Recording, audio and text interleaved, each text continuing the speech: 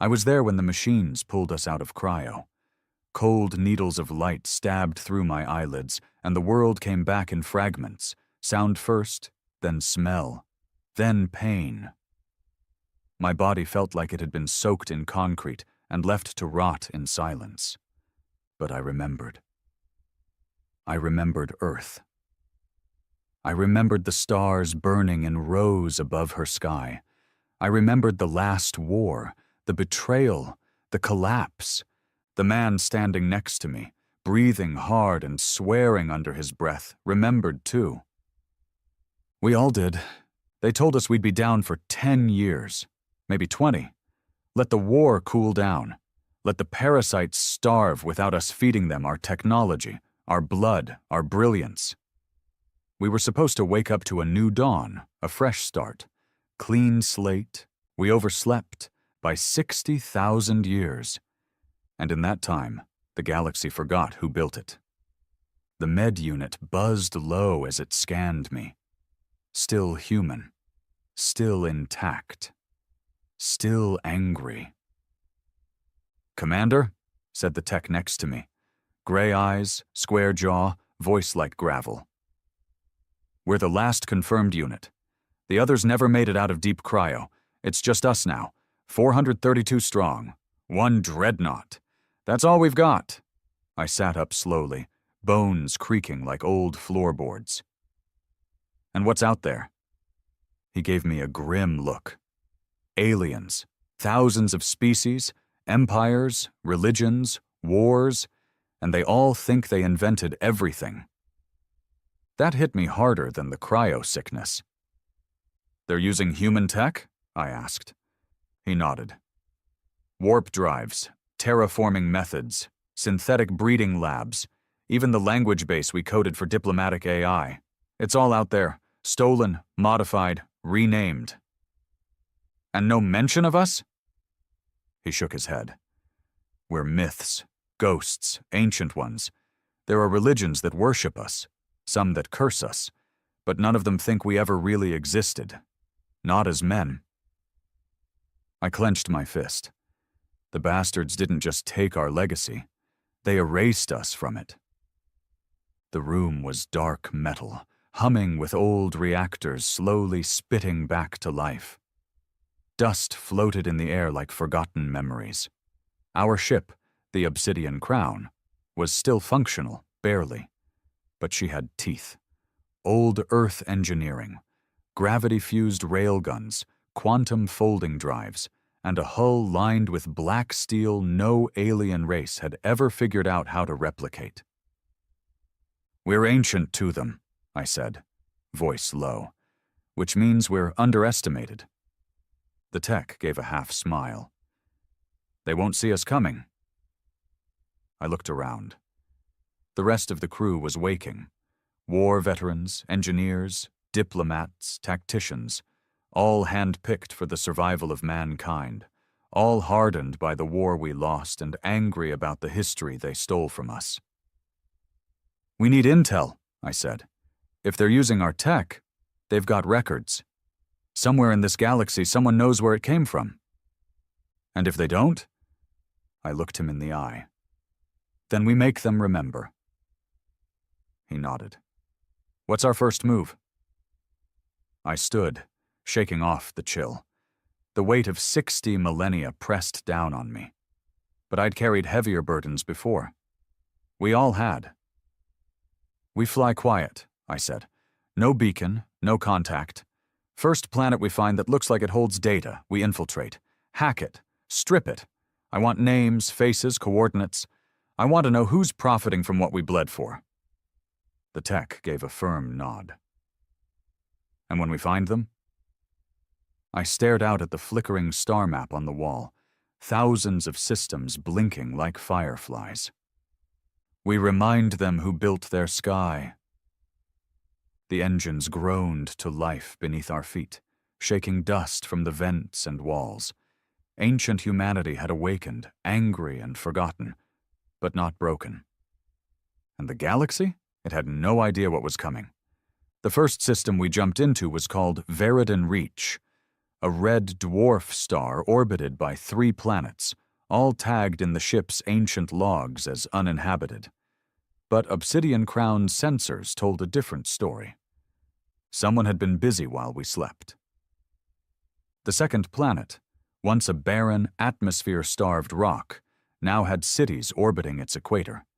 Spires of silver and black, atmospheric rings, defense grids cloaked in static veils. It was bustling, alive, and entirely alien. The strange part?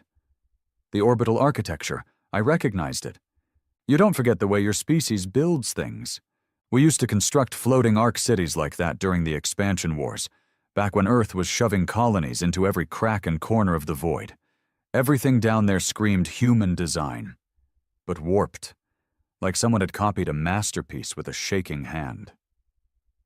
"It's them," I said, staring at the holographic feed as the planet spun slowly beneath us.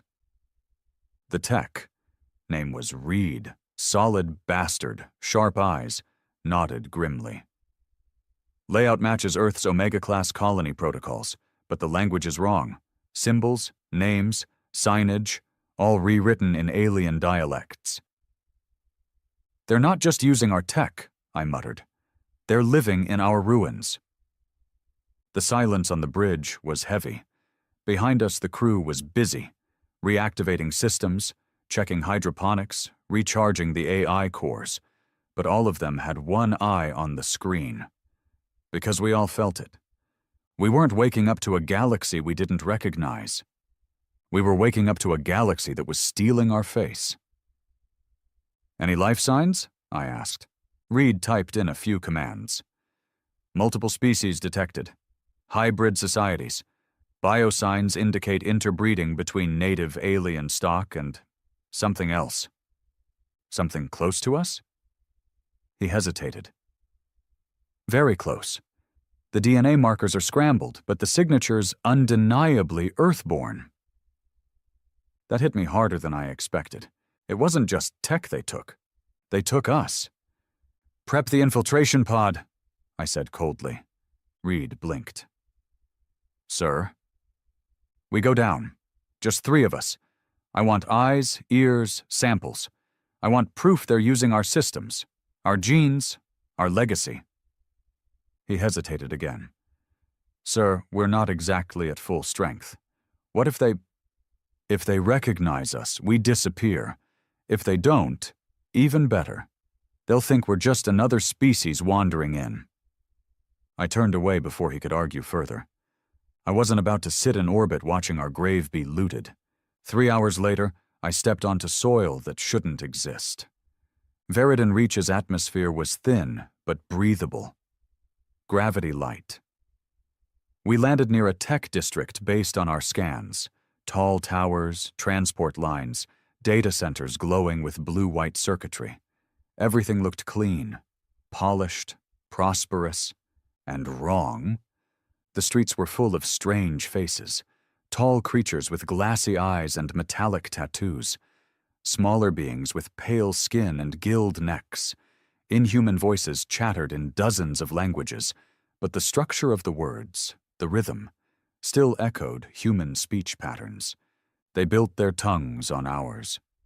I felt sick. Reed and the 3rd member, Marlowe, former ground recon, quiet as a shadow, followed close behind. All of us were in adaptive suits, syncing with the environment, adjusting to local atmospheric changes automatically. Good old Earth engineering, the kind no one here should have had. "Keep your visors dim," I said. "Don't engage. We're ghosts." We blended easily. The hybrids didn't even glance our way.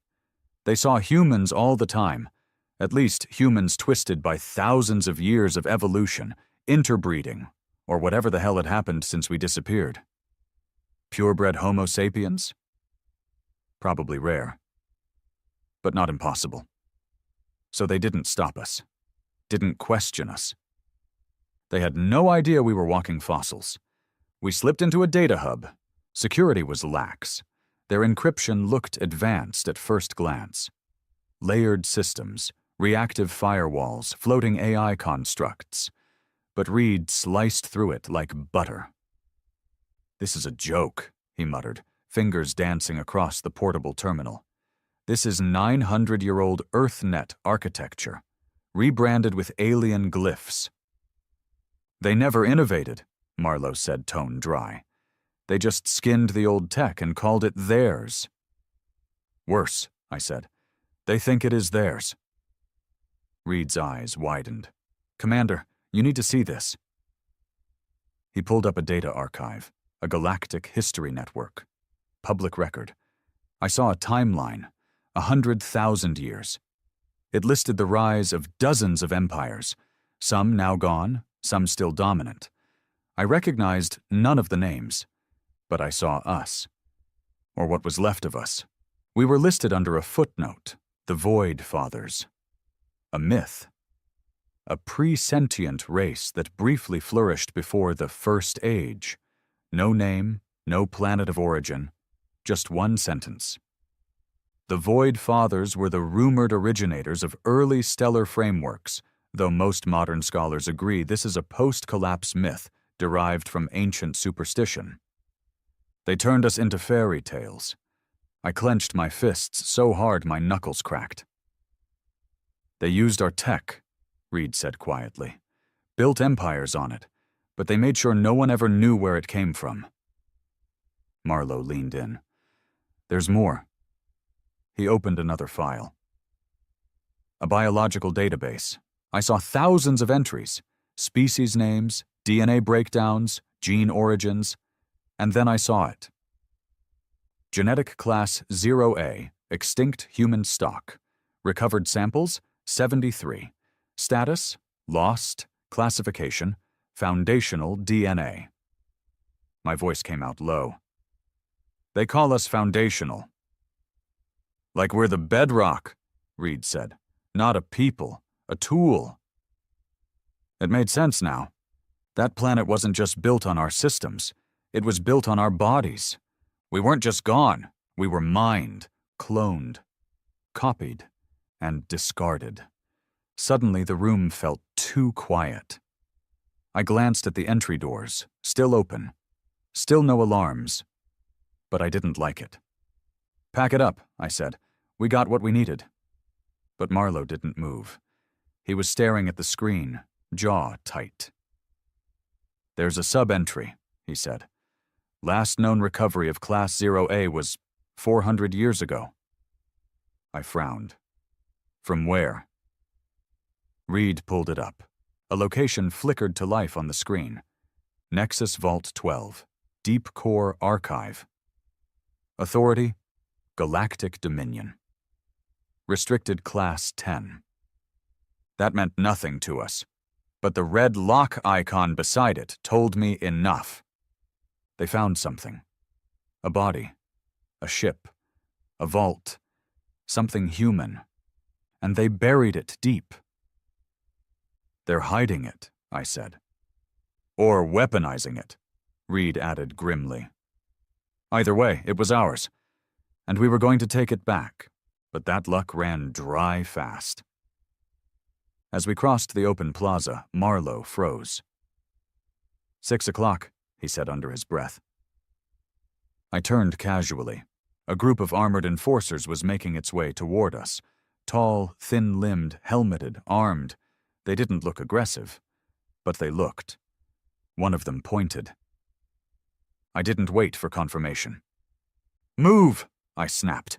We ducked into the nearest side alley, moving fast and silent. The suits adapted to the shade, mimicking the surroundings. But these guards had tech we didn't recognize. Scanners swept behind us. We broke into a run. The alley twisted down into a lower sector. Darker, grungier, less polished. Slums, maybe. Every perfect city had its underbelly. Marlowe threw a small pulse beacon behind us, EMP laced. The pursuing footsteps stopped. "Bought us 30 seconds, he said. We dove into an old service duct. The thing was half collapsed, reeking of rust and coolant. It felt familiar. We used to hide in tunnels like this during the earthquake. Our ancestors had to dig deep to survive. Some things never change. We reached the evac point 5 minutes later. Reed preloaded the signal. The infiltration pod rose silently from the ravine wall, cloaked in shadow and heat signature dampeners. We were airborne before the guards even reached the ridge. No shots, no shouts, just silence. Too easy. Back aboard the Crown, I stood in the observation chamber, staring down at Veridon Reach. The planet glowed softly, like a lie dressed in silk. "They think we're dead," I said aloud. Reed stepped beside me. "And the ones who don't? They're making sure no one ever finds out we existed." I nodded slowly. "Then we have 2 jobs. First, we make the truth known. Loudly. Visibly. And the second?" I turned to face him. "We burn the lies to ash." Reed didn't blink. "Starting with the vault?" I nodded. We had a heading now. Nexus Vault 12. A location buried deep in the heart of what this galaxy called the Dominion. An empire, a superpower, a force with fleets, armies, and secrets. And sitting in their vault was something they never should have touched. They thought they could bury us, rewrite us, turn us into nothing more than bones under glass and tech under logos. They forgot the one truth that held across every age of man. We don't stay dead. We didn't speak much on the way to Nexus Vault 12. The silence aboard the Obsidian Crown was heavy, stretched across the corridors like a taut wire. You could hear it in the quiet clicks of boots on steel. You could feel it in the weight behind every stair. Every man and woman on board knew what we were flying into. A war we didn't start. A theft we never consented to. A reckoning long overdue. The vault was buried inside the Dominion Core, a system girdled by defense satellites, hyperspace disruptors, and kilometer-wide stations bristling with weapons. They called it untouchable. Untouchable to them, maybe. But they hadn't faced Earth's finest. They hadn't met us. Our ship was dark running. No beacon, no drive signature. Just a ghost slicing through space with cloaked hulls and cold engines. Old Earth stealth tech. The kind of system that made modern Dominion scanners look like toys. I sat in the command seat, eyes locked on the rotating wireframe of the vault projected before me. It floated just outside a planet-sized space station called Trionus Prime. Heavily patrolled, heavily classified. "Give me an entry point," I said. Reed pulled it up. "We're looking at a cargo conduit, maintenance shaft buried under heat exchangers. 1 man width.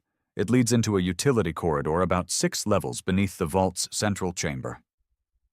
Security? Passive at first.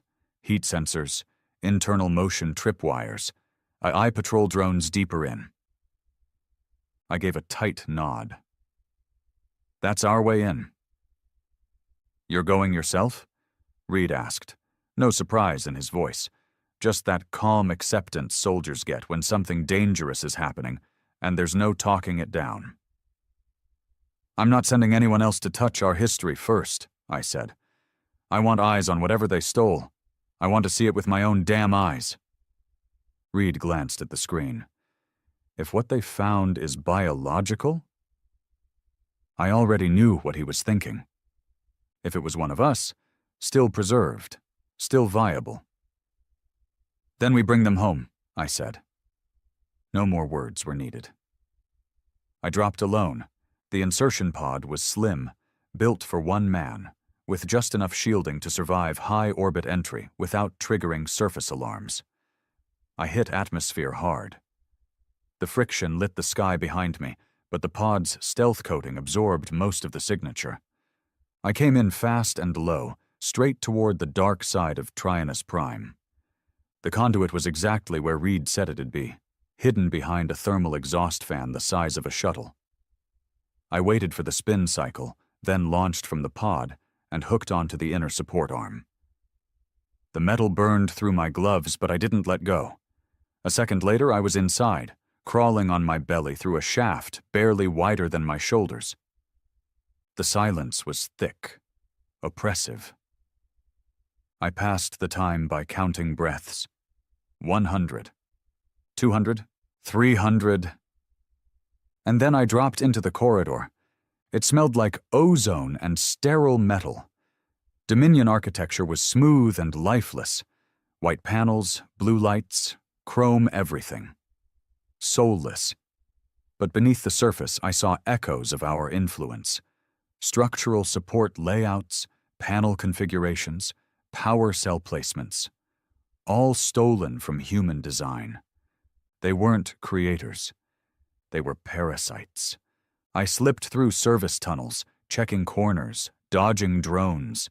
My suit mirrored the environment around me. They couldn't see me, couldn't hear me. I moved like a ghost. But when I reached the chamber door, Vault Seal 12, old-style reinforced triple lock, I stopped breathing. Because the symbol etched into the metal was unmistakable. A faded eagle, wings spread, clutching lightning bolts, Earth's crest. From before the fall, from before the collapse, still here, still intact, buried beneath alien tech and synthetic lies. I reached out and placed my hand on the old seal. It was cold. We were here once. We left our mark. And now I was about to reclaim it. I hacked the lock with the implant in my wrist, ancient override codes encoded in muscle memory, keyed to old Earth encryption. The Dominion had tried to rewire the system, but the base layer was still ours. They didn't erase us, they just covered us in dust. With a hiss, the door opened. I stepped into silence. The chamber was massive. Cold lights blinked from massive consoles lining the walls. Cryotubes, 5 of them, stood upright, sealed in tempered glass and powered by a humming fusion core that looked way too new. In the center of the room sat a single suspended platform, and on it, a body. Not a corpse, a man, hooked to cables, wired into machines, suspended mid-air in stasis, muscles still intact, hair short and regulation trimmed, skin pale from cryo exposure, but undeniably human. Not hybrid, not evolved. Pure, a soldier, just like me. My breath caught in my throat. I walked closer. The ID tag on the suspension panel was scorched, but part of it remained legible. Lieutenant Commander, Unit 9A. Earth Tactical Deployment, 76th Vanguard Division. 76th, the Ghost Division. Wiped out in the last weeks of the war. Or so we thought. This man survived, and they found him. They didn't kill him. They kept him. Why? A terminal beside the body flickered. Active, still scanning his vitals, still uploading data somewhere.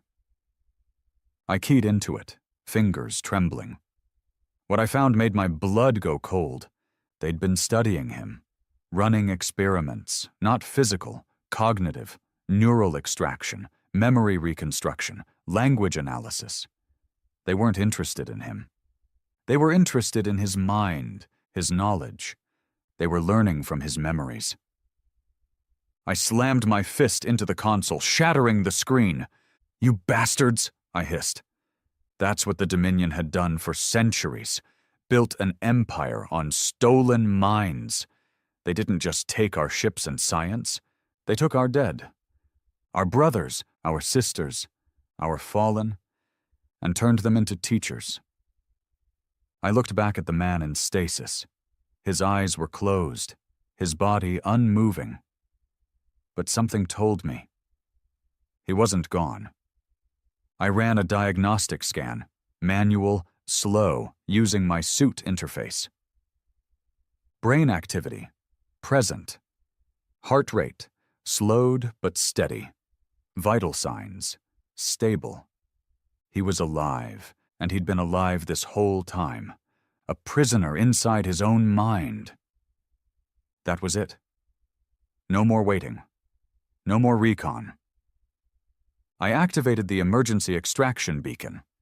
Back on the Crown, alarms would be going off, systems booting, weapons spinning. I opened a comm line to the ship, one-way encrypted. Package confirmed.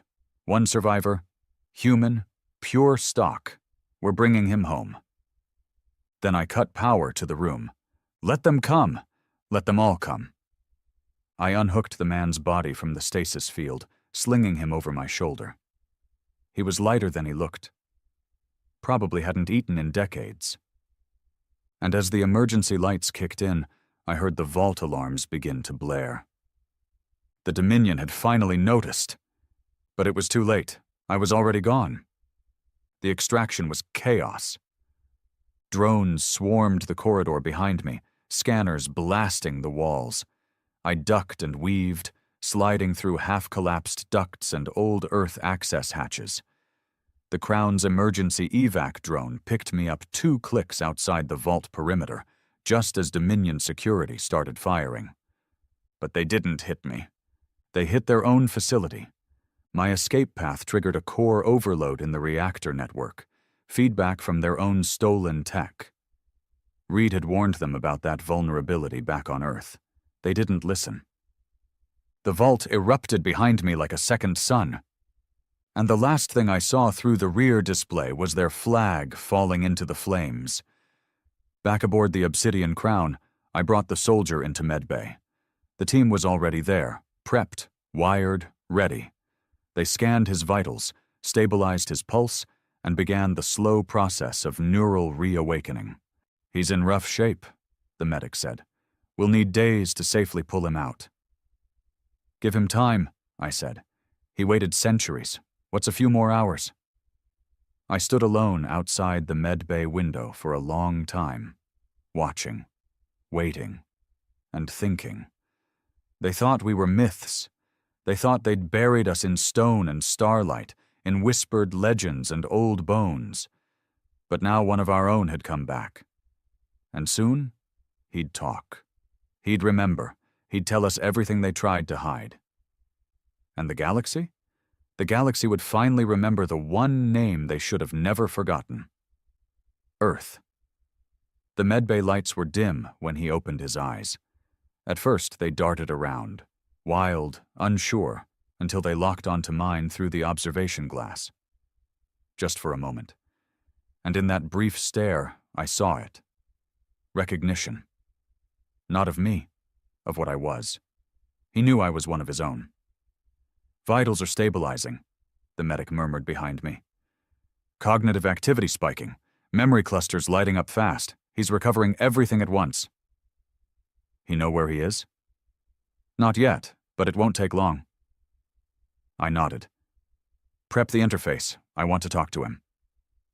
10 minutes later, I stepped into the chamber. He was sitting upright on the recovery bed, still shirtless, cables trailing from his arms and neck. He was lean, scarred, hardened by time and war, but his eyes were alive. I pulled a chair across from him and sat down. Neither of us spoke for a while. Finally, I broke the silence. You're a long way from home, soldier. He looked me over, voice low, rasping like gravel scraping steel. Earth? Gone, I said. Or buried. Depends who you ask. He didn't flinch, just breathed out slow. How long? 60,000 years. You've been on ice since the end. He closed his eyes and leaned back. Figures, feels like it. What's your name? He opened his eyes again. Rennick. Rank?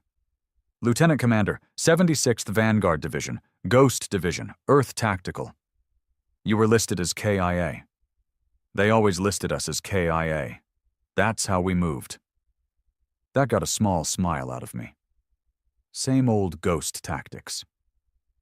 You remember how you ended up in that vault? He was quiet for a moment. Then nodded. Last mission was a black zone retrieval. Civilian science unit found a derelict AI node outside the Sol grave field. Dominion ships weren't supposed to be there, but we ran into 3 of them. Not standard pirates, clean crews. Dominion colors stripped, but same hull design. You engaged? No choice. We won the fight, but they vented my carrier. Rest of my unit was already dirt. Cryo was my fallback. And they found you. He looked away. Yeah, and they didn't kill me. Number, they used you. His jaw flexed.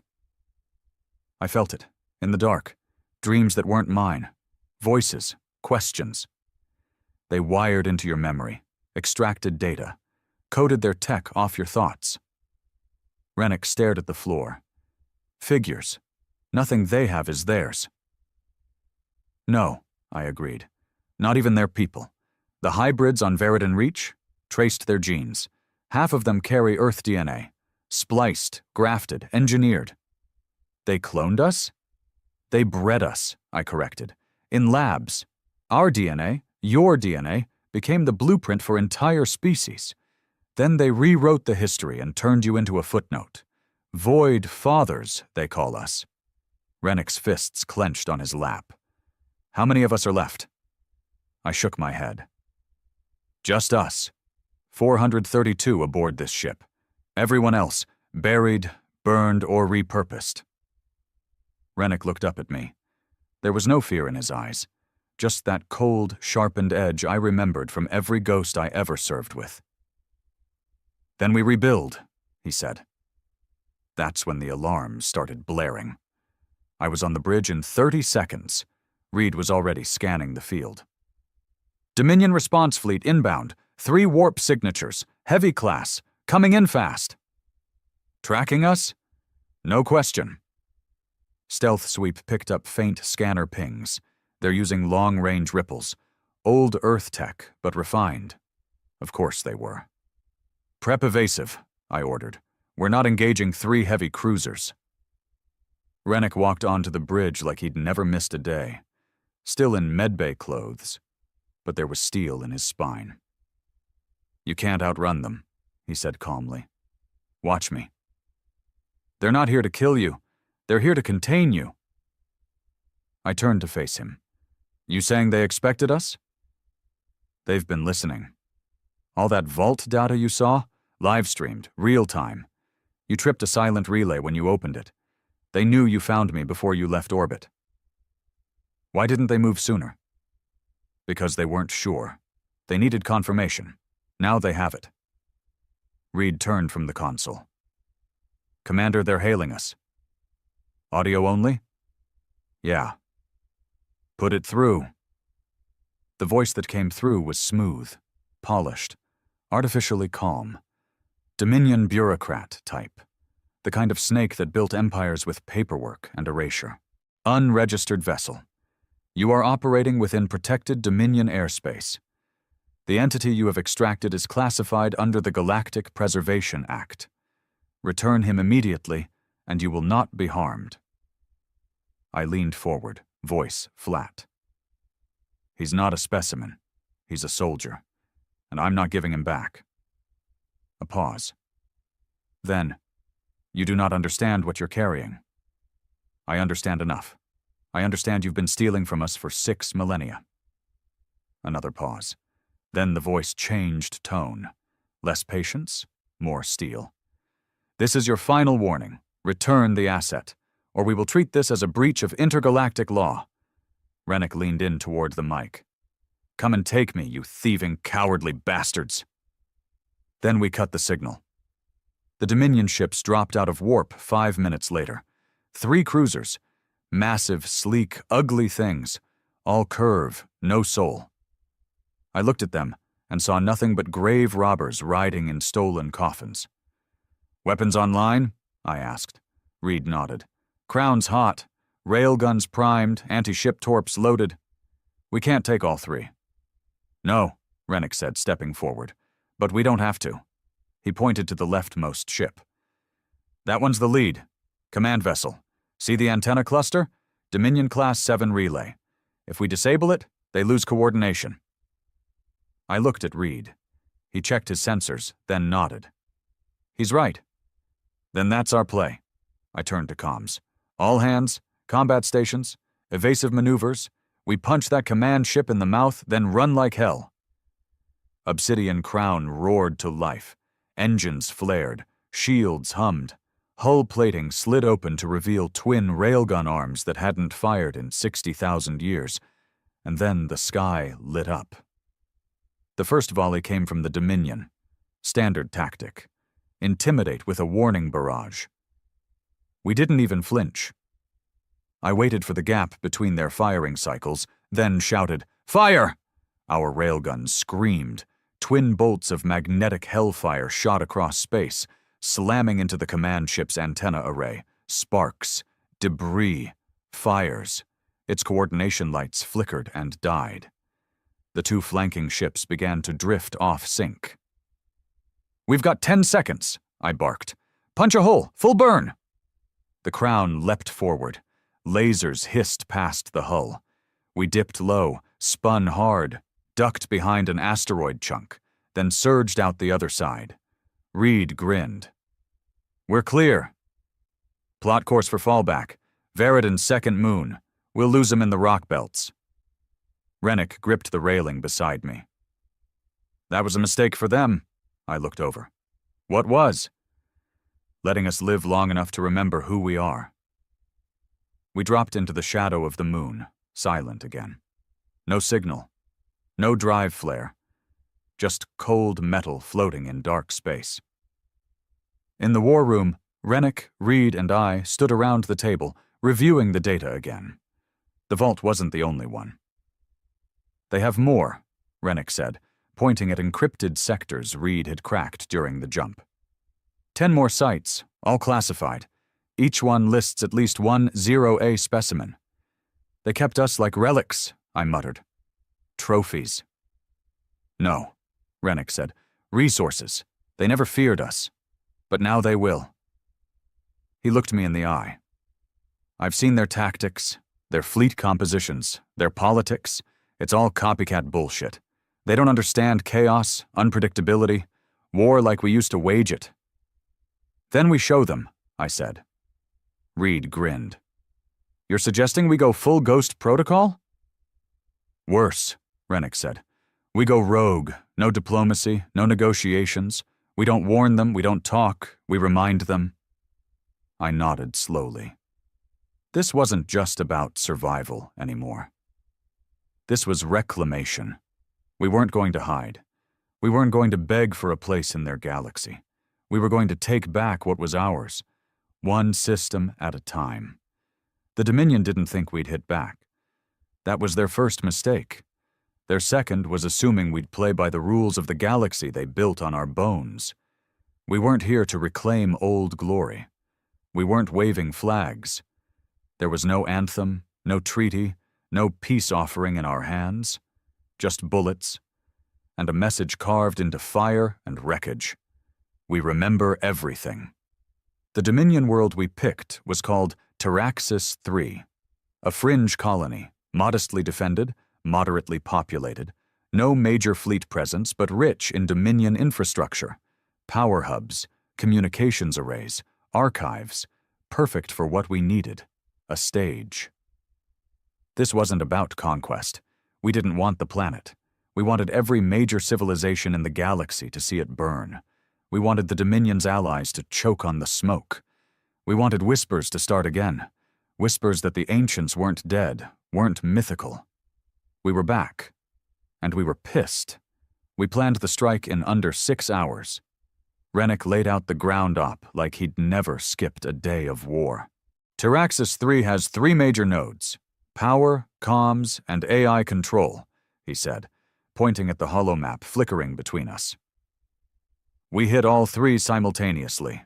No delays, no second wave, fast and clean. Reed chimed in. We ghost in from orbit using the Crown's black drop shuttles. They won't see us until the sparks start. I nodded. What about civilian presence? Rennick didn't flinch. Minimal. Mostly synthetic life forms and hybrid administrators. The real population centers are off-world. This is a skeleton hub, I looked around the table. Warriors, tacticians, old Earth soldiers with too much pain in their eyes and not enough left to lose. We were all thinking the same thing. Let's remind them what we are. I led Team Viper, assigned to take the central AI core. Rennick took Team Spectre. He'd handle the power grid. Reed led Team Scorch for comms. Each team, 6 soldiers, fully geared, hard armor, pulse rifles, disruptor grenades, knife-edge precision, zero mercy. We dropped at 0400 local time. The shuttle came in silent, cloaked, threading the atmosphere like a ghost sliding between breaths. The air was thick, the sky was black. Taraxis 3 had no moon, just stars, cold and scattered. The AI core facility was nestled in the canyon below us, smooth silver towers rising out of red rock, built by hybrids, maintained by machines. No organic life signatures within a kilometer. Too easy. We moved down the ridge, suits sinking with the terrain. Even our boots barely made a whisper. I remembered this feeling. The edge of war. The silence before the thunder. We used to own this kind of moment. The sentries were synthetic. Thin, chrome-plated machines with Dominion emblems etched into their skull-like heads. They patrolled in loops, eyes glowing a dull green. We took them out one by one. No gunfire, just blades. I slipped behind the nearest one and slid my carbon edge straight through its spinal core. It sparked and twitched, collapsing without a sound. The others followed, quick and clean. By the time we reached the outer wall, there were 5 dead machines behind us and not a single alarm triggered. We breached through a maintenance duct. The inside was sterile. White walls, humming lights, faint sounds of internal servers spinning up. It felt too modern, too clean, too much like a bastardization of Earth's old tech. That made it easier to burn. 2 guards ahead, one of my men, Gallon, whispered over comms. I signaled for hold. Watched, confirmed. 2 hybrids, part flesh, part machine, checking panels, looking bored. They wore Dominion gray. Their eyes had the faint glow of neural implants. Cloned minds. No free thought, just routines. They'd never know freedom. I gave the signal. Gallon stepped out, pulse knife in hand. 10 seconds later, both were bleeding on the floor. We were in. The AI chamber was 3 levels below. I could feel it. The Crown had fed us everything we needed. Blueprints, layouts, heat signatures. Dominion arrogance kept it all unlocked. They never imagined a threat from the past. Never imagined the very people they'd erased from history would walk their halls again. The elevator was fast. Too fast. My gut tightened as we descended. Something felt wrong. When the doors opened, I knew what it was. We weren't the only ghosts here. The AI chamber was empty. No guards, no drones. Just a single pedestal in the center, cables running from its base into the ceiling like black veins. The AI itself hovered above it, a cold, emotionless core humming with restrained energy. I approached, weapon raised. The core flickered. A voice crackled through the chamber, smooth and metallic. "Welcome, Commander." My blood went cold. That voice, it knew me. "You recognize me?" I asked. "We remember all of you." My team froze behind me, weapons trained on the core. "What is this?" I demanded. "You are not the first to return, but you are the first to fight." "What are you talking about?" Others survived, lost vessels, drifted pods, not many, but enough to study, to understand. I stepped closer. "You dissected them. We learned from them. You broke them. We copied what mattered. The rest was discarded." I wanted to pull the trigger right then, but I needed one more answer. "Why?" I asked. "Why erase us?" The AI paused. "Because your kind never understood peace, and peace is easier to manufacture without the originators."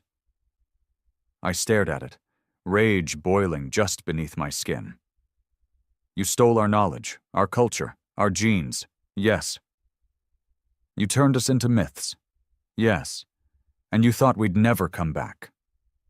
You were supposed to stay dead. I fired. The pulse shot tore through the core, splitting it in half with a scream of shearing metal and collapsing energy. The lights blinked out, and the alarms began to howl. Outside, the planet exploded into chaos. Rennick's team had already blown the power grid. The entire hemisphere went dark in one surge of fire and static. Reed took down the comm tower 5 seconds later. Transmission lines fried, satellites falling from orbit like stars. We didn't stop to celebrate. We ran. Our shuttles picked us up at pre-marked coordinates, silent and waiting. The AI core behind me burned. And with it, every stolen memory, every dissected soldier, every desecrated piece of humanity that had been buried beneath their digital empire. We were airborne before the Dominion knew what hit them. Back aboard the Crown, I stood in the observation deck once again. Below us, Taraxis 3 smoked, not destroyed, but broken, wounded, and loud. Because that was the point. Every major broadcast hub across the quadrant had picked up our signal before we fried their lines. A single message, burned into the airwaves. We remember. Earth was first. The ancients have returned. Let them choke on that. Let the Dominion explain it away. Let the rest of the galaxy panic. We weren't hiding anymore. In the war room, Rennick stared at the list of vaults and Dominion sites we'd decrypted from their networks. Next target? He asked. I looked at the names. Dozens of them, each one tied to a location built on what they stole from us. Then I looked up at the crew, at humanity's last soldiers. We weren't just the past anymore. We were the warning. We don't need to hit them all, I said. Just the right ones. Where do we start? Reed asked. I tapped the next location. Vault Sigma, built beneath a Dominion capital world, guarded by fleets. It held something they didn't want anyone to ever see, and that's exactly why we were going to tear it open. Right here, I said. We make them remember what fear feels like. Rennick smiled, the scar on his jaw tightening. They wanted us forgotten, he said. Now they'll wish we'd stayed that way. We came in beneath their eyes. Vault Sigma was buried under Kerthus, a Dominion core world, rich, fortified, and crawling with surveillance. Cities sprawled across continents. Dominion banners hung from floating towers. Patrol ships orbited the skies in rigid formations, gleaming like fangs. This wasn't like Taraxis. There was no sloppiness here, no holes in their armor. They knew what they were guarding. They just didn't know we were crazy enough to come for it. Intel on Vault Sigma was fragmented. Stolen fragments, corrupted data files, whispers in the Dominion's military black net. What we had was enough to know this. Sigma wasn't just a storage site. It was a development chamber. No one said what was developed there. But the deeper Reed dug, the uglier the data became. References to something codenamed Project Heritage, hidden funding, weaponized memory trials, neural imprint grafting. It smelled like brain theft, soul theft. And worse, they weren't just studying us. They were making something. Rennick leaned over the digital war table as the intel played. They copied us before, he said. But this is different. This smells like creation. They didn't just mine our legacy. They're trying to become us. Reed muttered, or replace us completely. We ghosted down through the atmosphere in 3 stealth pod fragments, each smaller than a coffin, nearly impossible to detect. The system was dirty, full of air traffic and signal clutter. Perfect to hide in. We landed in the industrial district on Kerthus's eastern continent. Above us, the city of Aurelian hummed, a concrete and chrome fortress of progress and propaganda. Dominion architecture towered overhead, all sterile lines and flashing banners, digital voices barking compliance messages into the air every 5 minutes. No one looked at us. We wore their face well. The suits had been modified to mimic local hybrid design: masks, synthetic skin, voice modulators. Unless someone scanned our bone structure, we were just another part of the herd. We moved fast, cutting through alleys, slipping beneath infrastructure lines. Vault Sigma wasn't above ground. It was buried almost 4 kilometers below the city, beneath the old transit tunnels of the first expansion era. We cracked the entrance via a decommissioned freight lift, locked behind a Dominion waste filtration facility. Ancient tech. Old Earth skeletons dressed in alien software. Reed overrode the lock like it was child's play. The lift rattled as it descended, gears grinding like the place was trying to reject our presence. Rennick stood next to me, silent, jaw tight. I could tell he felt it too. The deeper we went, the colder it got. Not in temperature, in spirit. Like the air itself didn't want to remember what was buried here. The doors opened to a narrow black corridor. Lights flickered overhead. Cameras tracked our every step. No alarms. The Dominion wanted intruders to walk in, because no one ever walked out. We made it through 3 checkpoint chambers, disabling turrets and motion sensors. Everything here was half organic, part machine, part flesh. Grown A. Eye nodes that throbbed slightly when scanned. Artificial nervous systems running the walls. The deeper we went, the more twisted it became. "Why the biological components?" Reed muttered. Rennick answered, "Easier to evolve than program. They're building machines that feel." That didn't sit right with me. Not one damn bit. Then we found the first body. It was pinned to the wall, barely recognizable as human, muscles torn, skin gone, nerves exposed and twitching like they were still alive. Tubes fed into its skull. The jaw had been replaced with chrome plating. One eye glowed with a flickering blue light. A small plaque beside it read, "Subject 214, a heritage interface, failed merge." Reed backed away slowly. That's not a test subject. That was a host." "A host for what?" I asked. No one answered. We kept moving, and we kept finding more of them. Not just bodies, attempts.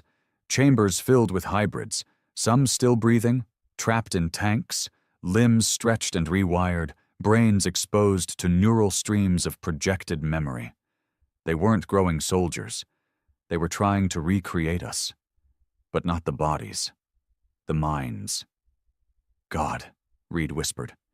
"They're not just copying our DNA. They're uploading us. Trying to fuse stolen memories into synthetic minds. Like digital reincarnation." I stared at one of the tanks. Inside floated a male figure, featureless and bald, muscular, blank-eyed. Pulsing cables ran into its neck. On the screen above the tank, I saw something that made my gut twist. Memory stream, EVR log, Operation Stonefall source, Commander R. Oral. That was my mission, one of my last, before the fall, a nightmare op in the Icarus belt that left half my division dead. "Reed," I said slowly, "that's my data." He looked at me.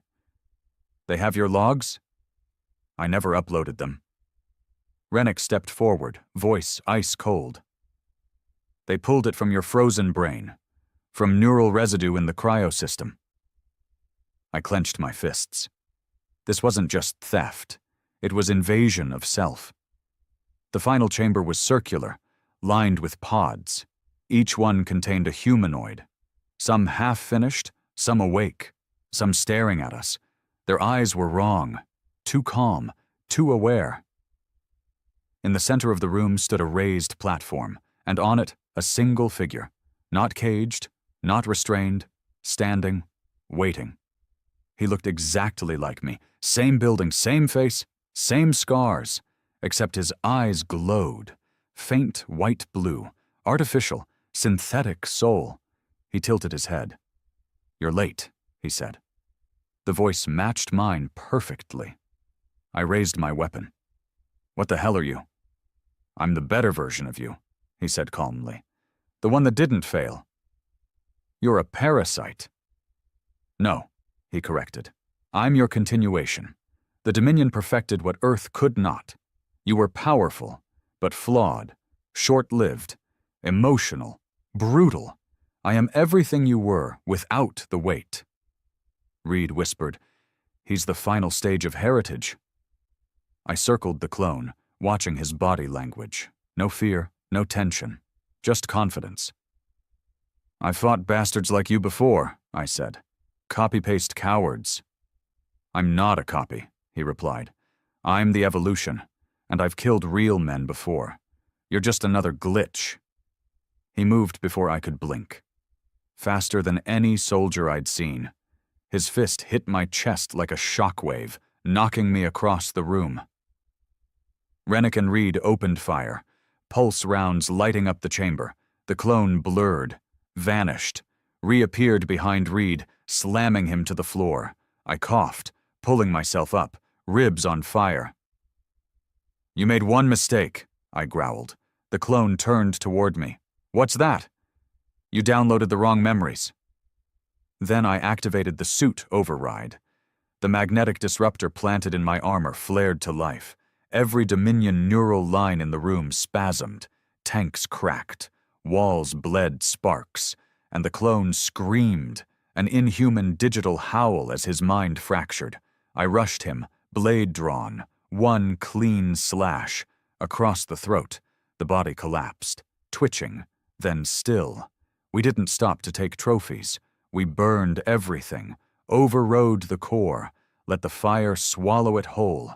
Reed, bloody but alive, set charges on the tanks. Rennick made sure none of the failed merges survived.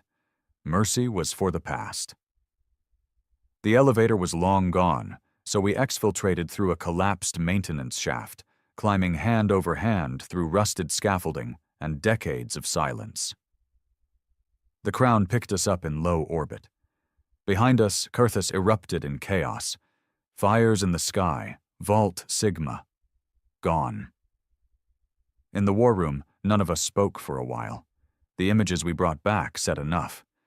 They weren't just trying to recreate us. They were building replacements, better, faster, obedient, soulless. They called them purifieds. And if Vault Sigma had succeeded, the Dominion would have rolled out an entire army of them. But we stopped it. And we sent a new message out on every frequency, in every language, across every corner of the stars. You tried to become us, but you'll never be. The ancients live, and now we're hunting you. The Dominion didn't waste time. Within 24 hours of the Vault Sigma broadcast, 3 more core worlds went dark. Communication severed, entire sectors locked down. A high-level Dominion general named Karn Valak publicly declared a security reformation, code for martial law. Their empire was shaking. They were scared. But scared men don't run. They lash out. And we were next on the list. The strike hit harder than we expected.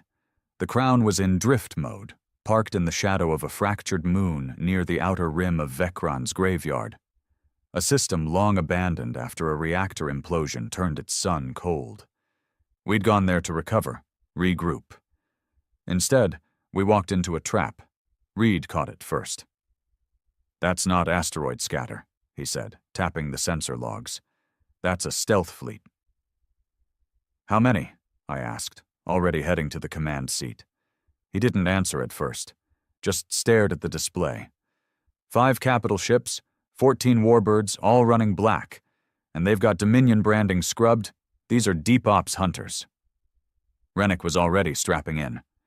They're not here to chase, they're here to end it. I looked at him. He looked back, grim, sharp. They finally believe we're real. The sky lit up 5 seconds later. Energy lances cracked through the void, slamming into our outer deflectors. The crown rattled, but held. "Shield's holding at 70%, shouted Bren, our tactical systems officer. "They're testing range." "They'll find out the hard way," I muttered. "Full power to rear deflectors. Jump drive online?" Reed's fingers flew across the console. 4 minutes. We need space for alignment." "They won't give us 4 minutes," Rennick said flatly. "Then we take it," I growled. We burst out of the moon's shadow at full burn. The crown roared forward like a knife slicing open the night. Weapons lev, hull vibrating, railguns charging at maximum output. First volley, 3 shots, 1 direct hit. A Dominion warbird exploded in a spray of white plasma and charred hull. "Target down!" Bren barked, but that was just 1. 13 more to go, and they were faster. Their counterstrike was brutal. 2 cruisers flanked us from opposite vectors, spraying ion nets designed to disable power systems. The crown twisted, engines flaring, but caught the edge of 1. Our port thrusters shorted instantly. Red lights flashed across the console. Sparks burst from the walls. We were leaking oxygen in sections 4 through 7. "Compartmentalize!" I shouted. "Seal it off and reroute!" "Done!" Reed called. "Jump drive at 60%. We needed a miracle, and that's when it came. Just not in the way we expected. Rennick stared at the star map. "This location," he said, pointing at a decaying planetoid on the fringe of the system. "That wasn't here last time?" "Maybe tectonic drift," Reed muttered. "This system's been unstable since the implosion." "No," Rennick said slowly. "Look at the readings. That's not a rock. That's an access dome. That's Earth tech." My eyes narrowed. "You're saying there's a vault under that?" He nodded once. "Has to be. The layout's familiar, camouflaged, abandoned, but still drawing passive power." Reed swiveled around. "Sir, are you suggesting we run into a facility we haven't even mapped during an active firefight?" Rennick just smiled faintly. "Wouldn't be the dumbest thing we've done this week." I made the call. "Set course for the planetoid. Full power. Ready jump drive to charge from ground capacitor. We hit dirt, we plug into the vault, and we use its energy to punch the jump." Reed hesitated, but only for a second. "Aye, Commander." We crashed into the surface 38 seconds later. Not a landing, a controlled impact. The hull scraped metal against buried plating. The surface cracked open beneath us, revealing what was once a hangar. Black steel doors lined with ancient warning glyphs in Earth Standard. The crown slid through them like a spear into flesh, smashing debris aside as we descended into darkness. Emergency anchors deployed, graviton fields stabilized. We were down. Alive, but barely. 10 minutes, Reed said. "That's how long we've got to charge the jump drive from this place before they glass it." I was already moving. The vault was dead at first glance. No lights, no sound, just cold corridors, dust-choked air, and silence so thick it felt like drowning in memory. But as we moved deeper, something began to wake. Lights flickered, panels hummed. And then we saw it. The sigil, carved into the wall with almost reverent detail. Earth Core Vault, Omega Protocol, Torfo Classified Hunter Sigma. Rennick's breath caught. "No way," I looked at him. "Hunter Sigma was a black project," he said. "Rumors only. They said it was Earth's answer to extinction, a last resort if the war turned." Reed stared at the words. "What was it supposed to be?" Rennick hesitated. "A weapon. But not one we built. One we found." We reached the central chamber moments later. It was massive, circular, like a buried arena. In the middle, a suspended cryocore, 20 meters tall, surrounded by 10 containment pillars etched with warning glyphs. It was humming with energy. Still active. Still locked. A terminal flickered on the nearby wall. Reed connected. "This isn't a vault," he said slowly. "It's a prison." "Of what?" I asked. He turned to me, pale. "Of us." We all stared at the core. Then the screen updated. Genetic profile matched. Human, Prime, Command Authority recognized. Welcome back, Commander. And then it began to open. Inside the chamber was something human, but not fully. It stood 10 feet tall, muscular, armored in bone-layered plating. Its eyes burned white. It wasn't a machine. It wasn't a clone. It was an evolution. The last true experiment of Earth's vanished high command. Rennick stepped back. "That's not a soldier. That's a hunter." The thing turned its head slowly toward us, but it didn't attack. It kneeled, spoke one word in old Earth tongue. "Orders?" We didn't have time to be afraid. Above us, the Dominion fleet had found us. Explosions rocked the hangar. Debris fell like rain. The vault's external sensors screamed warnings. We had 10 seconds before impact. I looked at the hunter, then at the core systems, and made a call. "Link the vault to the crown, charge the jump, and bring him with us." Reed froze. "Sir, we don't even know what it is." I stared through the glass at the creature waiting calmly for war. "I know enough," I said. "I know it was made by us, for this." "For what?" I looked out the viewport as Dominion fire lit the skies above. "For the end." The vault was coming down around us when the jump drive hit 100%. We didn't wait.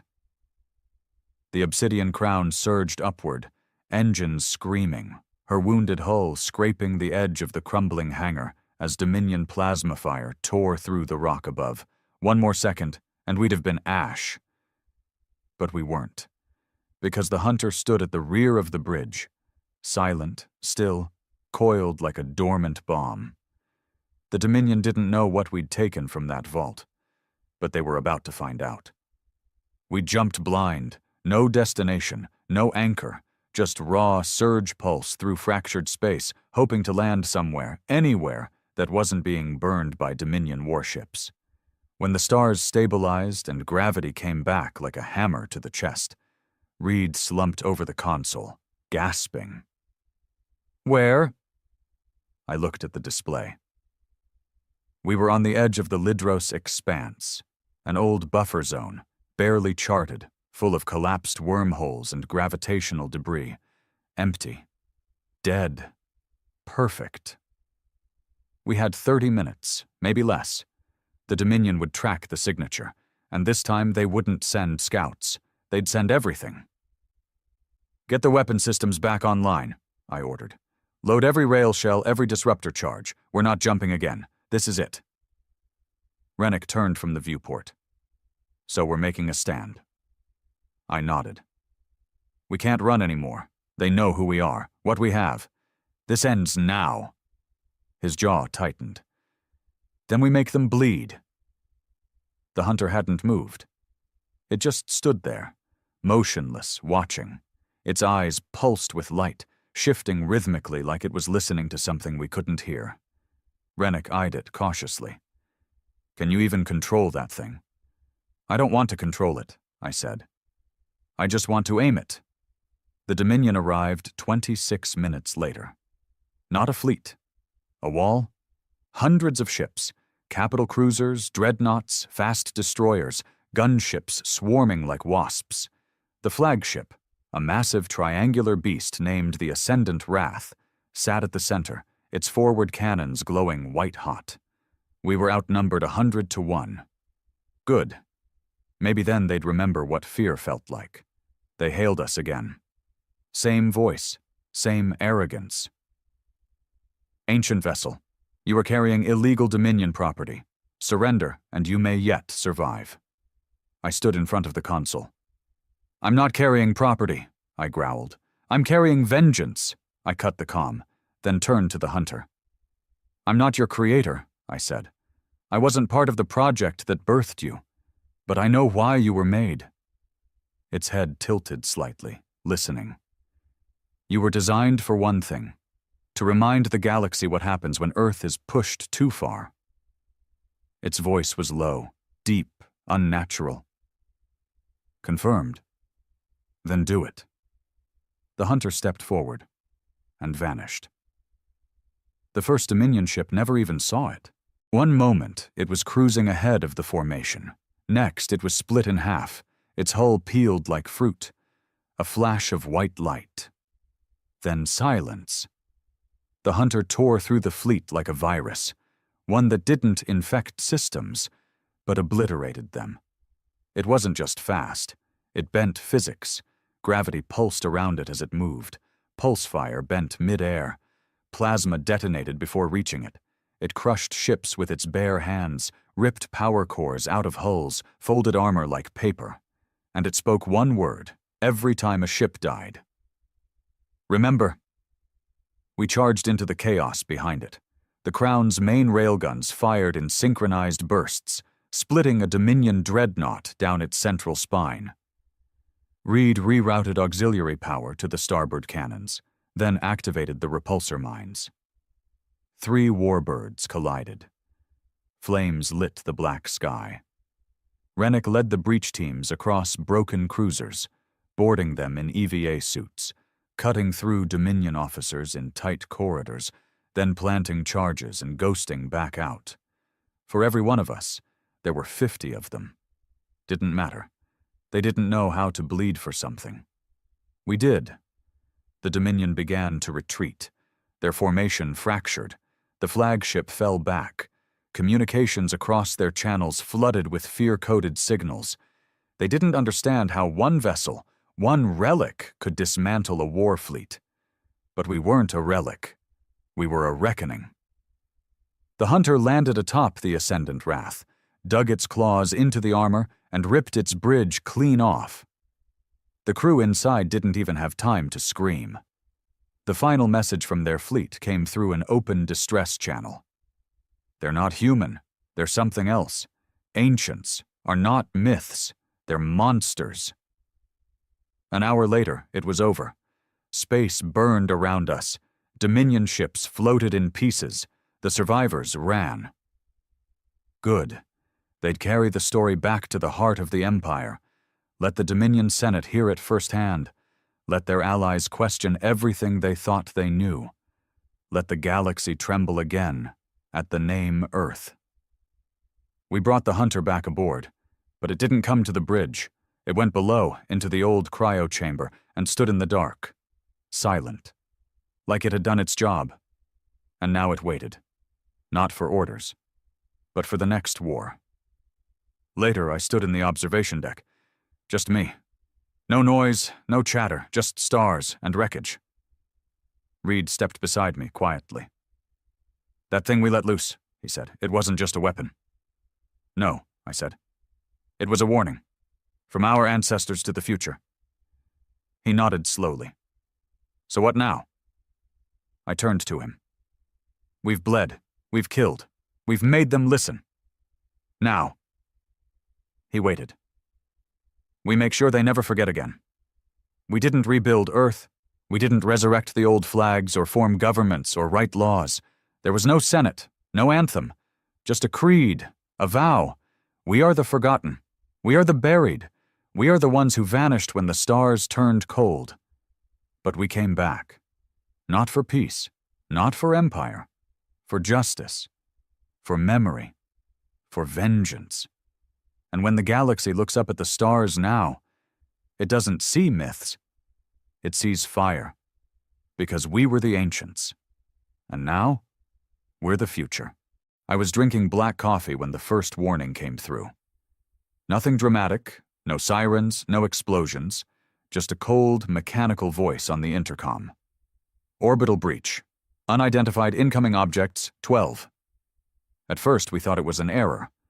Earth hadn't seen a full-scale alien threat since the Tranquility Accords were signed 30 years ago. We were supposed to be safe. I remember leaning forward in my seat, the mug still steaming in my hand, eyes fixed on the screen. It showed 12 red dots burning their way toward us at impossible speed. Then the second alert hit. "Confirmed. Alien-class weaponry, nuclear-grade payloads, impact in 27 minutes. That's when everything stopped.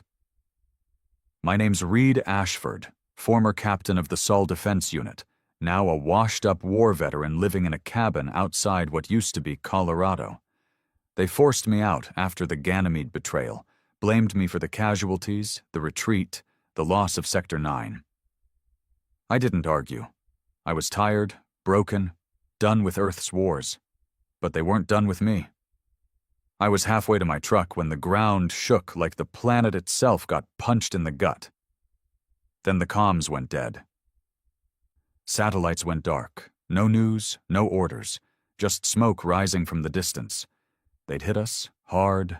12 cities, gone in less than a minute. New York, Beijing, Cairo, Berlin, São Paulo, Melbourne, Moscow, Lagos, Vancouver, Istanbul, Delhi, London. Millions dead. No warning, no demands, no negotiations. They didn't want surrender. They wanted annihilation. I remember standing on the ridge near my cabin, watching the sky turn black with ash. Somewhere deep inside me, something old and bitter came roaring back. The same fury I'd buried after Ganymede. The same rage I felt when I had to leave my brothers in the trench while command ordered a retreat. It was back now, louder than ever. And I wasn't the only one. Within hours, ex-soldiers like me started crawling out from the shadows. Not for glory, not for orders, for vengeance. That night, a signal went out. Encrypted, ancient military frequency only a handful of us still remembered. It simply said, Project Ashwake, reactivation protocol confirmed. I hadn't heard those words in 15 years. Back then, Ashwake was our last resort black ops plan, reserved for threats we weren't supposed to survive. It involved classified tech, off-the-books weapons, and one chilling directive. If Earth burns, light the sky with fire in return. I got in my old armored rover, buried in ice and dust for over a decade, and drove west. Toward Site 17, a facility so classified not even satellites were allowed to map it. That's where Ashwake was born. And maybe, just maybe, where we'd find a way to hit back. It took 2 days of driving. I passed broken towns, scorched cities, corpses left in the streets like forgotten prayers. Survivors stared blankly from behind cracked glass windows. No one cried anymore. Grief was a luxury they couldn't afford. Only hatred remained now. When I reached the base, it was already open. A dozen men and women stood outside, old uniforms, battle-scarred faces, tired eyes. All of them had the same look, the look of people who'd lost everything and didn't care what it cost to settle the score. We didn't talk much, we didn't have to. Inside, buried deep beneath rock and steel, were the weapons Earth had promised never to use. Hellfire drones, ion warp railguns, antimatter torpedoes, and in the center, still locked under triple-layer DNA seal, was the heart of Project Ashwake, the Exodus engine. They told us it was a prototype warp drive. A weapon, a ship, a war cry, all in one. Built from stolen alien tech and human ingenuity. The catch? It only worked with one pilot, and whoever launched it wouldn't be coming back. As I stood there staring at it, my hand resting on the console, I already knew what I had to do. They fired 12 missiles at Earth. It was time we fired back. I didn't speak when I stepped forward. Didn't ask permission. Didn't wait for anyone to vote. No one in that room expected a vote anyway. They just stepped aside, like they already knew what was coming. I placed my hand on the biometric pad. It pulsed under my skin like a heartbeat. Identity confirmed. Captain Reed Ashford. Project Ashwake authorization granted.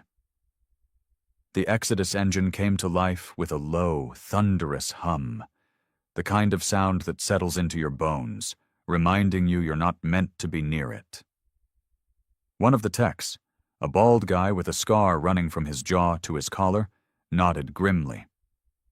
"Once you start it, there's no turning back," he muttered. I looked at him. He looked back.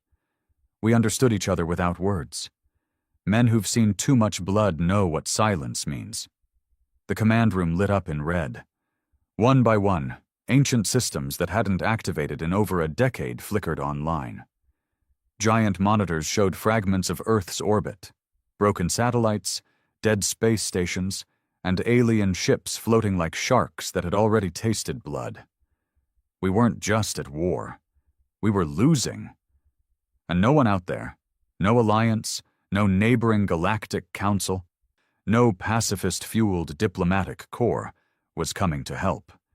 Earth was alone. Again. Just like always. I walked the corridor leading to the Exodus chamber, my boots echoing down the steel path. Along the wall were pictures, old black and white shots of Earth's finest, pilots, soldiers, martyrs, people who had given everything when the planet needed them most. I wasn't one of them. Not back then. Maybe not even now. But I had one thing left to give. Inside the chamber, the Exodus engine sat like a god trapped in a coffin. Metallic. Massive. Humming with a kind of power that didn't belong on Earth, or anywhere. The cockpit was small, designed for a single human occupant. The pilot wasn't supposed to last long, just enough to get the payload where it needed to go. But I didn't plan on dying easy. As I climbed in, an old voice crackled through the speaker. General Vaughn. Dead 5 years now. His last recorded message for Ashwake activation. If you're hearing this, it means Earth has been struck, and that diplomacy failed. Again. It means someone believed they could wipe us out without consequence. And now, it's your job to make sure they learn what that costs. The chamber sealed shut. Metal groaned. My spine tingled as the internal systems began to interface with my body. The Exodus engine didn't just fly, it bonded, synced. It turned the pilot into something more. Faster reflexes, enhanced awareness, artificial muscle boost, thought speed targeting. They once called it the closest thing to becoming a god. Funny thing is, gods don't feel pain. I did. The neural link burned through my skull like liquid fire. I clenched my teeth, fists trembling as the system dug deep. Memories, instincts, trauma, everything I'd buried. It pulled it out, amplified it, made it part of the machine. It wanted vengeance. Good. So did I. Outside the chamber, the other operatives began launch prep. They knew the protocol. The Exodus would launch through a deep-core rail cannon buried under the Rockies, breaking orbit in under 4 seconds. That's how fast it had to be. The aliens had sensors everywhere. They could sniff a launch from halfway across the solar system. But this time, they'd be too late. The main display inside the cockpit blinked. Target, Zithurian Warbase, Sonine Delta distance, 2.3 light-years, weapon payload, antimatter core. Plus, Nanite Rift Driller mission. Objective, total annihilation. I smiled bitterly. They picked 12 of our cities. I'd return the favor with one of theirs. A voice crackled through the Exodus chamber. This time live. A voice I hadn't heard in over a decade. Reed, you stupid, stubborn bastard, you're really doing this. It was Harlan, my old second-in-command, the only man who stayed behind during the Ganymede retreat. They thought he died there. He didn't. He just disappeared. Didn't think they'd dig you up for this, he said. I could hear the rasp in his voice. Years of smoke, battlefield burns, and worse. Guess they finally realized what kind of monster they needed. I exhaled. You here to talk me out of it? Hell no. I'm here to tell you where to aim. He uploaded coordinates, secondary structures, shield blind spots, enemy patrol timing.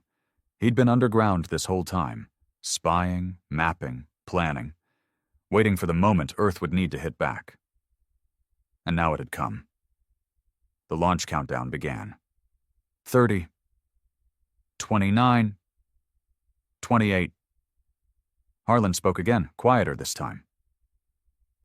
They don't think we'll retaliate, Reed. They think we're broken, scattered, weak. That's why they struck without warning.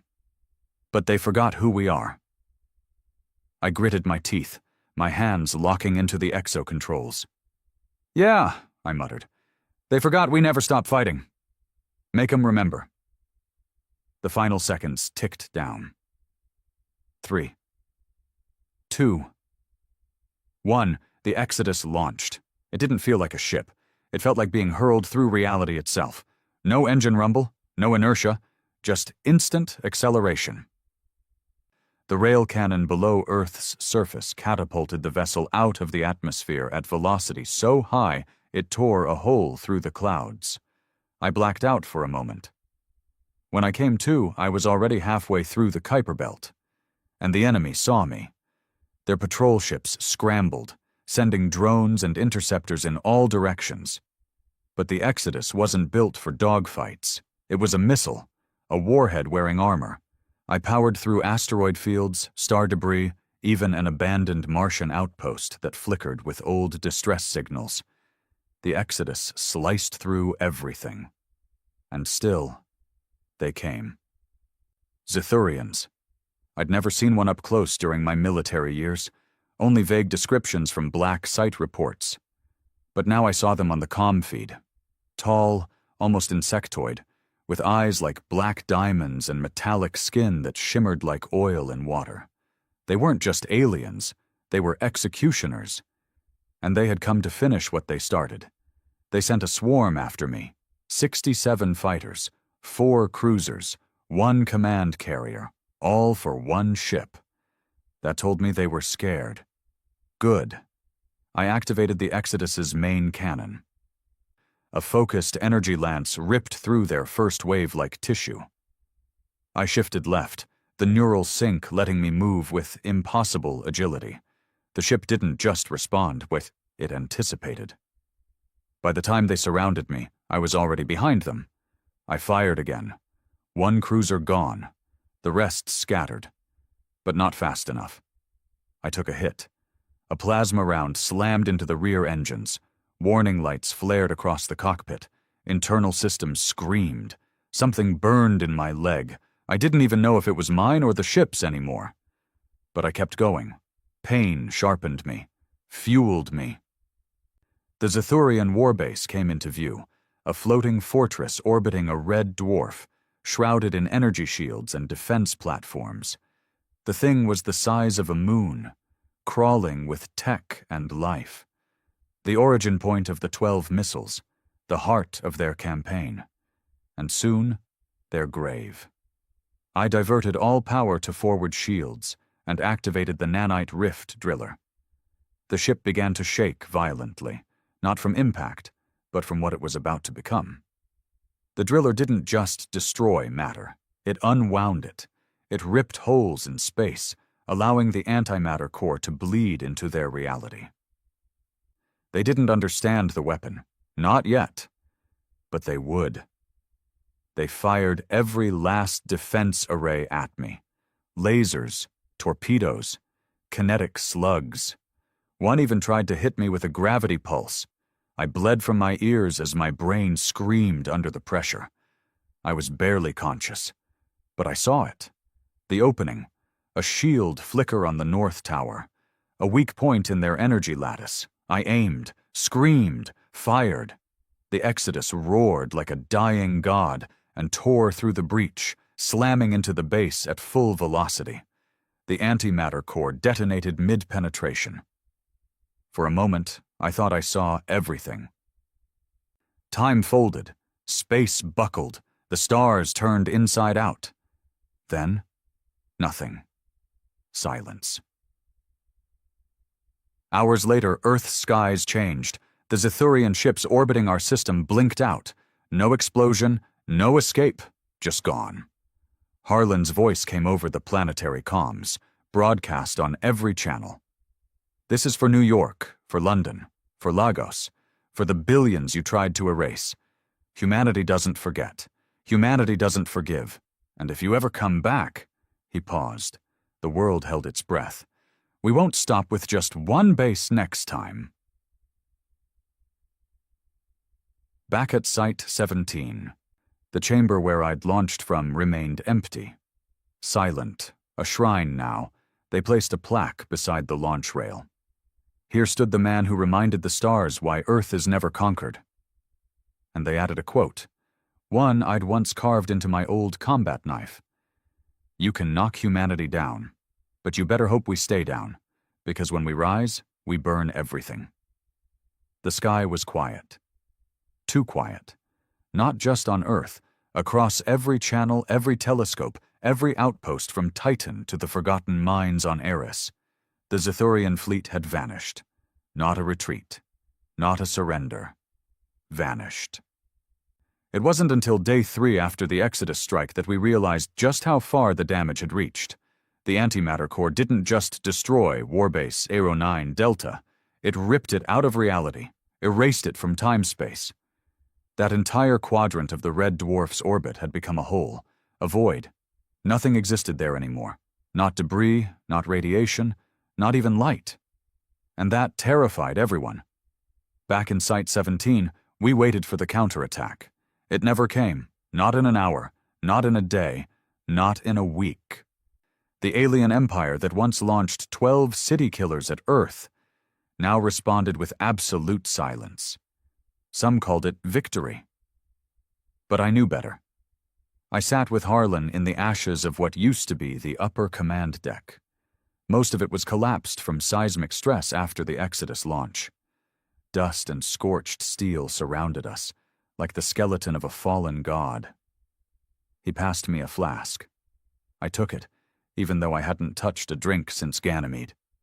We didn't say much. We were both thinking the same thing. Where the hell were they? Zethurians didn't just disappear, they weren't cowards. They were executioners, tacticians, precise, brutal, coordinated, and now, nothing, just echoes, dead satellites, empty radio waves. It wasn't peace, it was waiting. The rest of Earth tried to rebuild, sure. The survivors dug through the ruins, dug up bodies, burned the ones they couldn't identify. There were cities with more ash than people, places where entire bloodlines ended in a single flash. We'd won, they said. But every face I saw had the same expression. Numb. Victory didn't feel like this. Meanwhile, new powers were rising from the rubble. Governments had collapsed. Old military chains of command were shredded.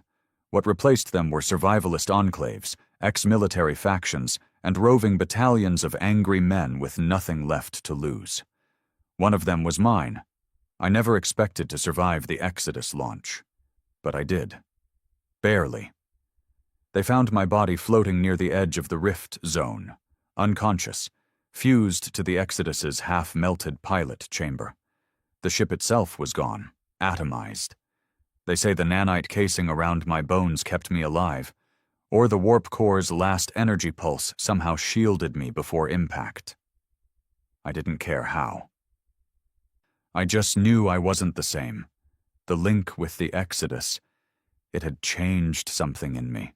I could feel it, like my thoughts weren't just mine anymore. Reflexes I never trained for, visions in my sleep of things I couldn't explain. Machines, symbols, star charts.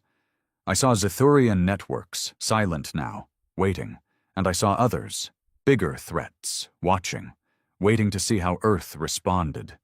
So I stopped waiting. I gathered who I could. Harlan stayed behind at Site 17.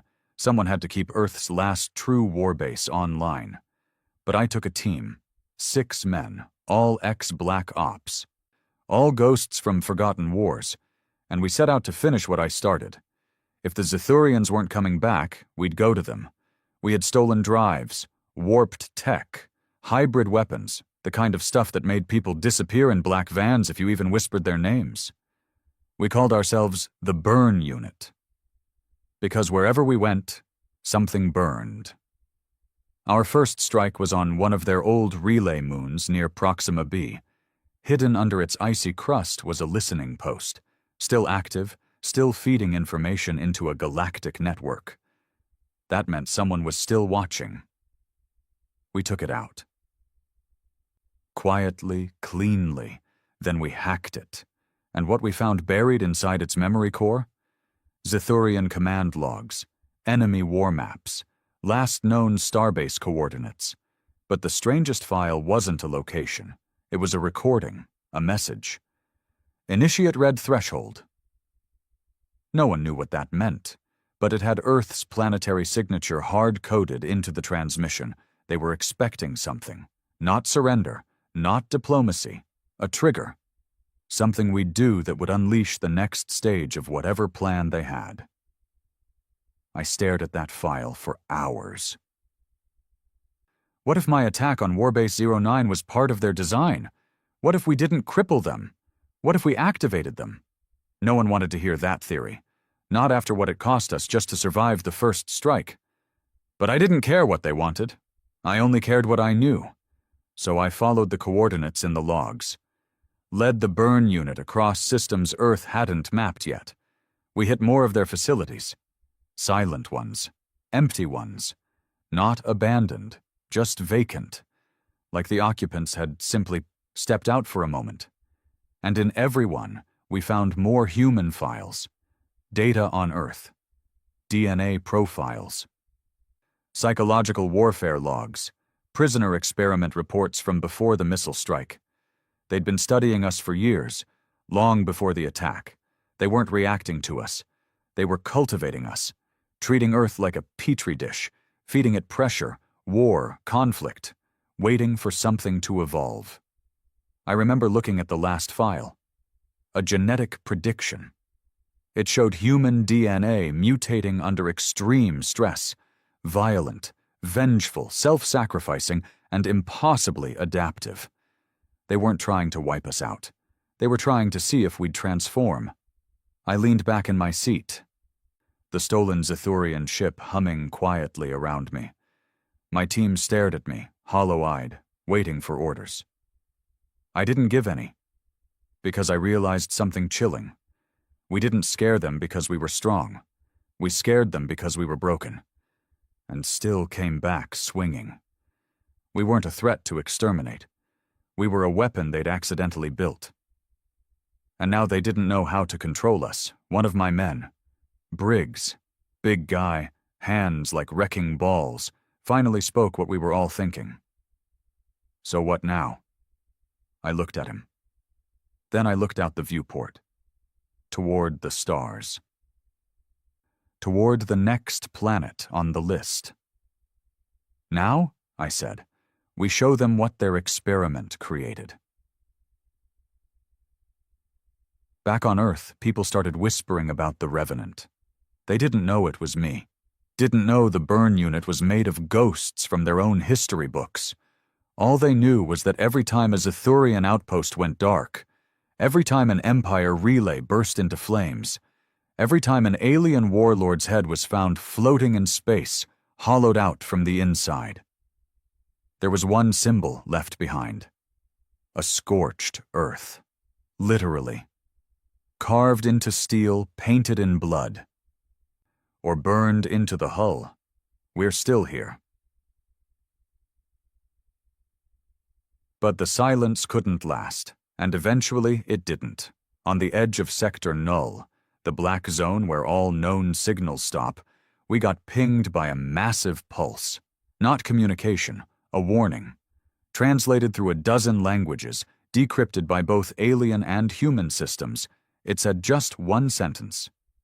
You have become what we feared, and beneath it, red threshold active. That's when the map changed. 100 new enemy fleets, not just Zithurian, but other species we hadn't even encountered, began moving in formation. Toward Earth, toward us, toward me. I sat there for a long time, hands clenched around the console, jaw tight, rage building. They'd been afraid of what we might become under pressure. And now they were coming to erase us before it got worse. Too late. We were already worse. They just hadn't seen it up close yet. But they would. And this time, Earth wouldn't be the battlefield. We'd bring the war to them. It started with static, the kind of deep-frequency hum that doesn't come through your ears. It burrows into your spine. We were hovering in deep space, cloaked, floating like dead metal near the edge of Sector Null. That's when the signal hit us. Low, trembling, like the universe had taken a breath and was holding it. Briggs leaned over the console. We got movement. No surprise there. The signal wasn't a message, it was a trigger. Red threshold active. That's what it said. And now, it was live. I stared at the nav screen. Red blips. Dozens at first, then hundreds, lighting up the map like a blood-drenched constellation. We weren't dealing with the Zethurians alone anymore. They'd called for backup, and the galaxy had answered. Some of the fleets had names we'd never heard before, species never catalogued, ships shaped like bones or crystal, or clouds of shifting data, not military, not political, cleaners, designed to wipe out anomalies. And right now, humanity was the anomaly. We didn't run. Running would have made sense. Tactical retreat, regroup, defend Earth. Maybe even try diplomacy one last time. But we'd already tried all that. And 12 Earth cities still turned to glass. So I told Briggs to prep the cannons. Lucan, our hacker, began cycling through frequency maps to jam enemy comms. Devon and Mace loaded the Rift torpedoes. They were unstable, illegal even by alien standards. You fire one into a ship's hull and it collapses its engine inward, dragging half of space with it. I'd seen one go off once. Nobody speaks after that. And me? I stood at the helm of the stolen Zethurian flagship, modified and rigged with everything the burn unit had salvaged over the last 2 months. We called her the Spinebreaker now. She wasn't pretty, but she could kill. We plotted a course straight into the Onyx Gulf, an area of deep, unstable space just outside the edge of Zethurian territory. That's where most of the incoming fleets were staging. The area was sacred to them. No one went near it. Religious nonsense. I didn't care. It was the perfect ambush point. They wouldn't expect us to hit first. We came in dark. No comms, no transponders. Just silence and speed. The first ship we hit was one of the larger carriers, shaped like a curved fang, with biometal skin that reacted to light. We fired one Rift torpedo. That was enough. It didn't just explode. It folded in on itself, dragging its escorts into the void like paper in a furnace. The rest of the fleet scrambled. They didn't know how many of us were out there. We used their fear like a weapon, hit from behind, struck and vanished. One by one, their ships disappeared from the field. But it wasn't clean. We lost Mace, a beam weapon, something we'd never seen before, cut through the port side like it was tissue. The bridge shook. I remember hearing Mace scream through the comms just before the feed went dead. We tried to pull him out. There wasn't anything left to pull. His death hit Briggs hard. Those two had fought together since Europa. I didn't say anything. There was nothing to say. We weren't soldiers anymore. We were revenants. And Mace's death only made us meaner. After the 4th skirmish, Lucan cracked part of their fleet protocols. Turns out these weren't ordinary invasion forces. They were part of something called the Purge Doctrine, a galaxy-wide contingency. If any species demonstrated extreme behavioral deviation, they were flagged for sterilization. Not extermination. Sterilization. That word stuck with me. Like we were an infection they needed to bleach out of existence. The doctrine didn't even mention Earth by name, just numbers, coordinates, probabilities, no culture, no faces, no grief, No fire, just cleansing. That's when I realized they didn't fear us. They feared what we might do to them.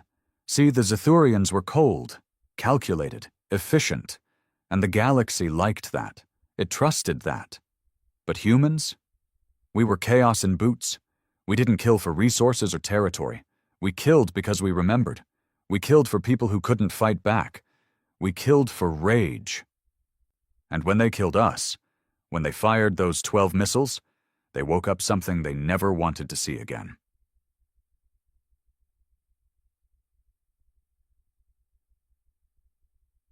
Briggs caught me staring into space after our 5th hit and run. He was covered in engine grease and burn scars, dragging a dead alien corpse from the cargo bay. "You all right, Cap?" he asked. I shook my head. "No, and I don't want to be." He laughed, bitter, low. "Good. Then we're still fighting."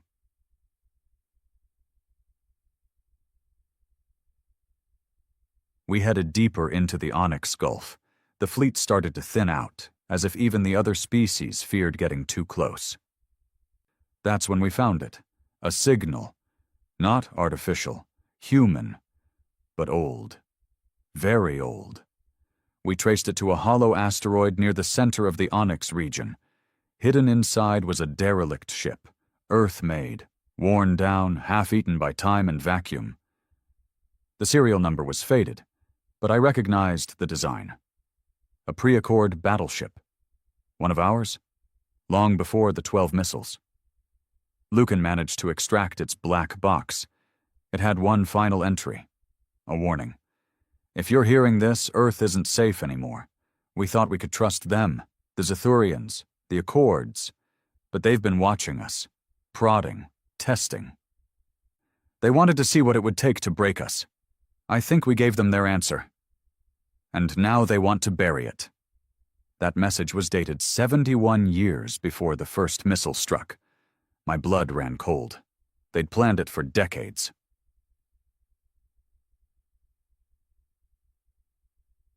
We took the ship's data and headed toward their last command hub, Station Ocker 3, deep in the Crimson Reaches. Supposedly unbreachable, shielded, hidden in a gas giant. I didn't care. We'd punched through worse. We slingshotted around the gravity well of the planet, used the static storms as cover, and dropped into the station's blind side.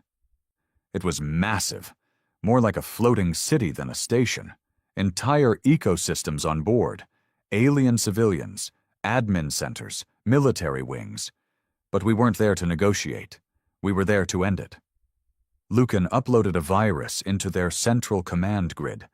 Briggs and Devon handled the explosives. I moved through the halls with my rifle primed, every room flashing with red alarms as their defense systems failed one by one. And then I found it. The Central Archive. A sphere of translucent metal, pulsing with data. Alien language on every surface. I jacked in. And what I found shattered me. Files. Thousands, all about Earth. All about me. They had my DNA on file, my combat logs, my family history. They even had records of my dreams, extracted somehow from neural feedback when I was connected to the Exodus engine. They had studied my vengeance like it was a lab experiment. And worse, they were impressed. They weren't trying to stop us anymore. They were trying to replicate us. Use human chaos as a weapon template. Build synthetic soldiers that acted like we did, thought like we did, fought with that same gut-born fury. They wanted to take the worst thing Earth ever produced, its grief-hardened, vengeance-fueled broken warriors, and mass-produce them. They were turning Earth into a factory of pain-forged killers. And they wanted to aim us at their enemies. Like we were guns, I destroyed the archive, every last byte. Burned the servers, planted charges in the core. Briggs and Devon fought off 3 platoons of alien guards just to hold the breach long enough for our escape. We blew Ocker 3 sky high as we warped out, a fireball blooming behind us like a dying sun. And still, it didn't feel like a win. We were halfway back to Earth when Harlan finally contacted us. He'd found something worse. Back at Site 17, the deep system scanners picked up a structure forming at the edge of our solar system, beyond Pluto, beyond the Kuiper Belt. Something that wasn't there yesterday. A wormhole gate, one of theirs. And it was opening. They built it in silence. The gate, no warnings, no signals, just black space, folding into itself, like the universe grew a mouth where Pluto used to be. And now it was grinning. It floated there like a halo of death. Spinning, humming. Slow at first. Then louder, that sound again. The same one we heard in Sector